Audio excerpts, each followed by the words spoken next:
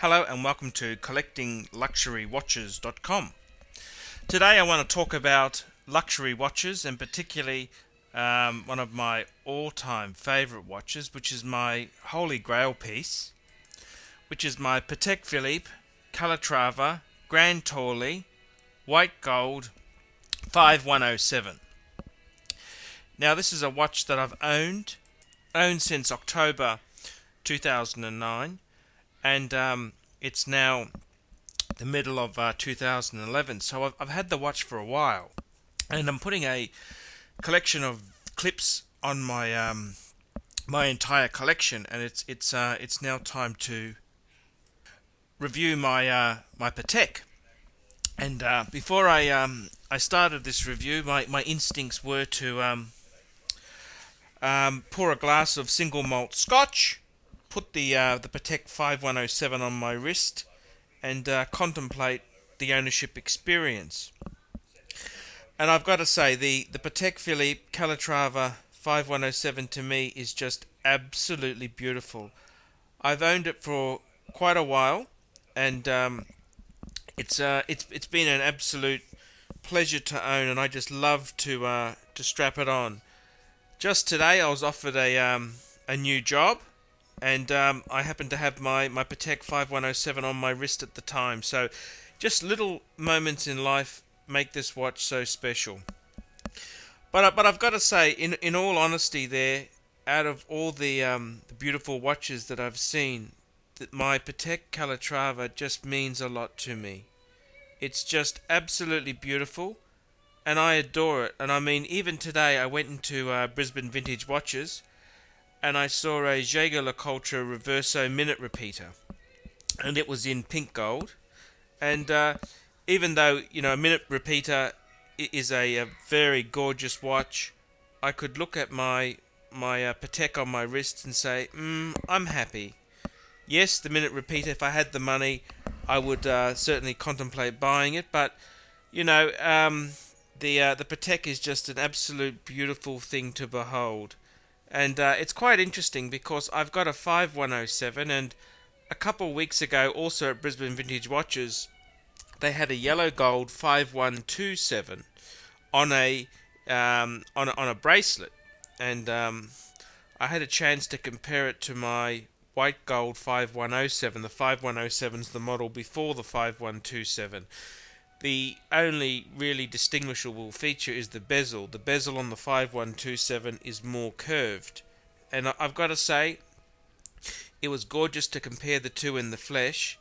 And I probably prefer the 5107. And I think as far as the metals go, the white gold is just absolutely beautiful. I think it's a discreet, gorgeous metal. And I just love the piece. You can get this model in platinum. The platinum version is distinguished by they have the black dial, but I got to be honest with you and say I actually love it for what it is. I don't feel any yearning that I'm missing something by not having the platinum model. Mind you, the platinum is beautiful. Platinum as a metal is heavier than gold, and it's just got a beautiful presence to it. But okay, let's get back to talking about my Patek 5107. Well, I've owned it quite a while now, and I finally decided I don't ever want to sell it. I just absolutely adore it, and I have the factory Patek strap fitted to it. And I had a non-Patek strap fitted for a while because I didn't want to damage the original strap, but I think that's kind of cheapened the experience. I think it's much better, put the strap on.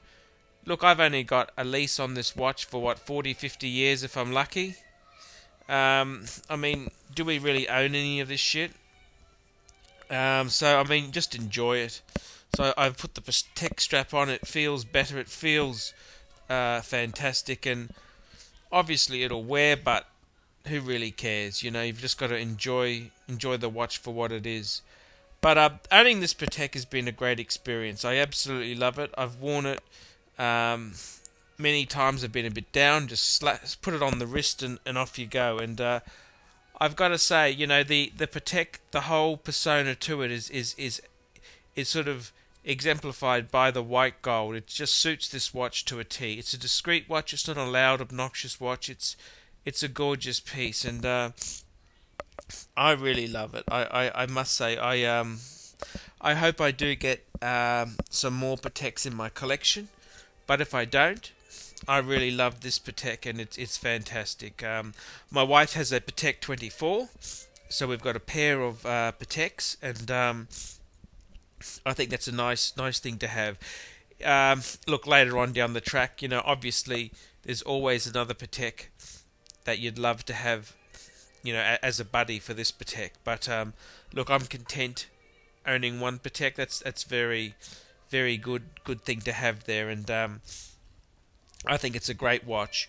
As far as the watch goes, look, it's been really good. I've enjoyed it a lot. I love the size of the 5107. It's the grande version, which is the larger size. It's 37mm, but it actually wears a bit bigger. And because the Datejust is classic Datejust is normally 36mm, and this just feels quite a bit bigger than the 1mm extra. I've really enjoyed owning the Patek, and I've had so many people who it's given pleasure to, and that's one of the things being a watch collector. I don't really like to show off my collection, but it's very nice to someone who appreciates watches says, "Wow, that's a Patek, that's beautiful. Give me a look, it's gorgeous," and those are good things for a collector. It gives you the right vibe. So I've got to say, honestly, this Patek here has been absolutely wonderful to behold, and I really love it, and it does make me happy. Could I have one watch only in my collection and not have any other ones? Well, look, to me, I tried that. I tried to cut my numbers back, and I sold off some pieces to actually pay for the Patek when I bought it, and I love watches. I really love all sorts of watches. They don't have to be just Patek or a holy trinity. I've got a Rolex which I adore. I've got an Omega Speedmaster I adore. The important thing is that you've got to buy things that make you happy. If watches make you happy, buy some. You've only got a short time on this planet, and it's nice to have the things that we enjoy. And I love my watches, and my Patek itself. I don't think I'll ever get rid of my 5107 in white gold. It's just absolutely, it's me to a T.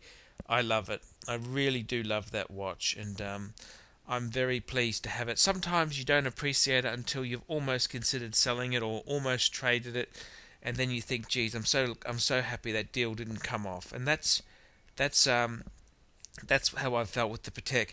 The thing with the Patek is it's a lot of money. I mean, brand new, it's just under 30,000. Second hand sort of market, it's probably they're about $14,000 to $18,000. Second hand box and paper, good example. So that is a lot of money. I mean, and this is what happens being a middle class person.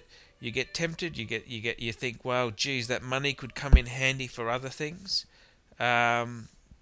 But I must say, the Patek, I like to not dwell on the money part of it. It's just a beautiful thing that I own. I'm fortunate enough to have, and it's one of the few things in life that you own that in a couple 100 years' time will be cherished and valued just as much as it is today. And there aren't many things. I mean, you even look at a fancy car. You can look at a Mercedes or a BMW or a Bentley. Will it really, in 20 years' time, will it still be as cherished or loved as much? In 30 years' time, 40 years' time, 50 years' time, will it still be cherished and loved? And this is the whole thing with Patek. You really can be assured that it's something that will be just as loved then as it is today. Thanks very much for watching this clip, and don't forget to come to my website www.collectingluxurywatches.com. Thank you.